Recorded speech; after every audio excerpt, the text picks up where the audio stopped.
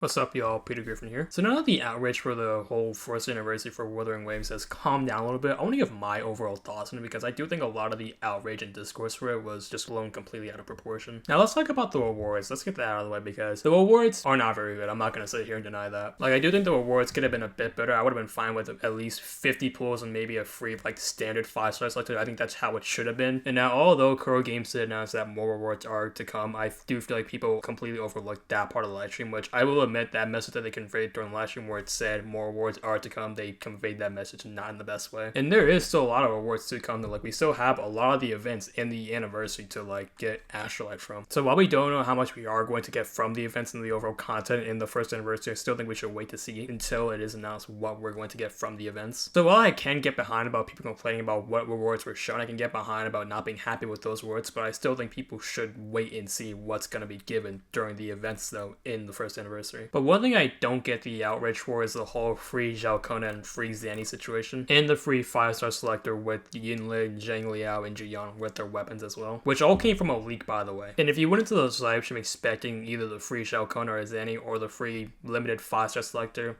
I hate to break it to you, but you really just deluded yourself. Like, you can say what you want about that statement I just said, but you really did delude yourself because why would you trust a leak that is always subject to change? Like, I get looking at leaks and all, but you always have to remember one thing with leaks. They are always subject to change. And if you went into this live stream and if you were disappointed by the free Zanny, free Zhao Kona, or the free limited 5-star selector not being there, then that's just completely on you. Like, you fooled yourself with a leak that wasn't even true, and to go into that live stream with that expectation and then being disappointed at the company for a leak that ended up being fake, it really doesn't make sense to me. Like, you can say I'm chilling or that I'm being an asshole, but it's the truth at the end of the day. So again, I'm completely fine if people are disappointed with the awards that were shown, even though I do think we should wait to see what is to come. I am completely fine with people being disappointed with the awards that were shown. And for the people mad about the whole free Zhao Kona and Zanny leak being fake, or the whole free 5-star unlimited weapon leak being fake as well, that's completely on you for going to the live stream with this expectation of a leak that wasn't even true. Now let's move on to the banners, which I do think the banners could be improved upon a little bit. Now the banner format I'm completely fine with. I think the whole 6 banner in phase 1 and 6 banners in phase 2, I think that's completely fine. But I mainly have an issue with how the banners work, which I do think needs to be fixed. And the best solution that I've seen from St. Tone Toss's video, where he gives his honest thoughts about the whole situation, which is a video that you should go check out because it is a great video, and I honestly agree with everything that he said in that video.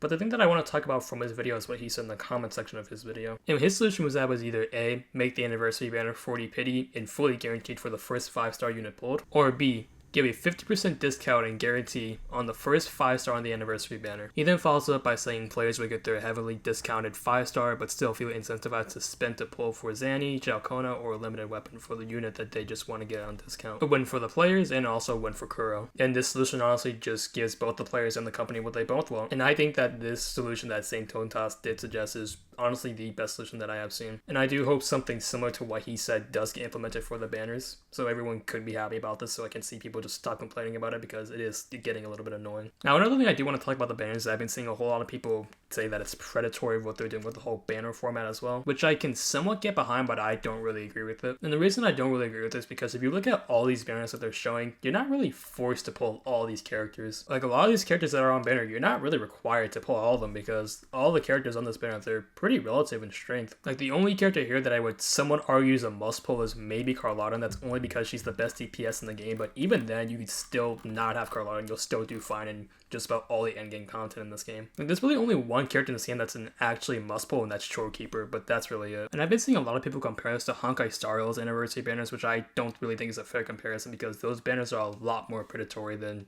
all of Wu was, in my opinion. And the reason I say this is because if you look at all of Honkai Star Rail's banners that have come up within the past couple of patches, if you miss the new limited characters on banner right now, you're not going to do well in the endgame. You're going to struggle. And that's because of Honkai Star Rail's just horrible balancing, where you have to pull these characters and the game forces you to pull these characters so you can actually do well or even decent in the end game. And the reason why I don't even view it as predatory for Wu is because they know how to balance this game. Like, if you look at Honkai Star Rail's current banners right now, where you pretty much need casters at this point, where you're literally going to be at a disadvantage where if you don't have her. Whereas in Wuwa, if you have the characters that you want for your team, for example, let's say I have Jinshi, Zeji, and Shorekeeper, you're going to do fine in all the endgame content. So for the people comparing this banner format to what Honkai Star Rail is doing, you are blatantly wrong. And what Wuthering Waves is doing with these banners really doesn't come close to what Honkai Star Rail has done in the slightest. And the last thing that I want to talk about is just the overall content of the update, because I've been seeing a lot of people call this anniversary bad just based off the rewards itself and just completely ignoring the content. Like, this is the most content we've gotten since 2.0. Like, the amount of events and quality of life updates that we're getting, it's just overall, it feels amazing. And honestly, I think the fact that people are just completely ignoring all the content that we're getting just because the rewards were not up to their expectations is just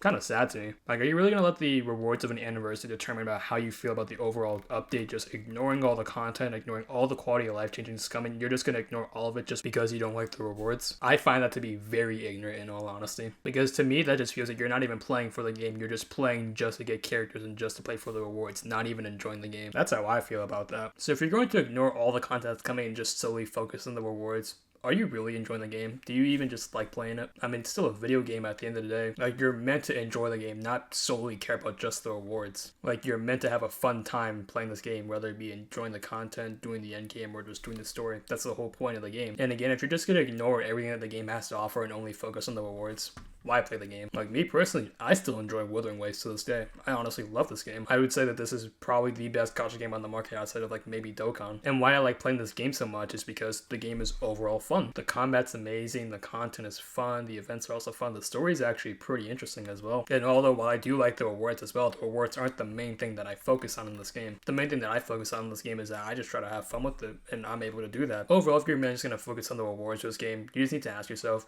are you really enjoying the game? And the last thing I want to talk about is just the whole skin situation, which I find completely stupid, in all honesty. Like, I've been seeing people complain about the whole skin announcement, which they're not even coming in this patch, and again, they're skins. You're not even forced to buy them, they're just cosmetics. You don't need to buy them. Like, I can guarantee you what these skins are going to do. They're going to do nothing to change the character's gameplay. They're only going to change their appearance. That's it. And again, you're not forced to buy them. They're just an optional cosmetic. They're not going to offer you any game-changing experience outside of them just being hot, but other than that, you don't need the skins. Like, I'm going to go for the skins, not because I'm forced to, because I want to. And also because these skins are just hot, let's be honest here. So if you're going to complain about the whole skin situation, which isn't even coming in this patch, it's coming in the next patch, you might want to check if you have your head screwed on properly. And with that, thank you for watching this video, and thank you for listening to me yap about this whole situation as well. And how do you guys feel about the anniversary? Comment it down below. Make sure to like and subscribe if you guys enjoy the content, if you want more videos like this, and I'll catch you in the next one.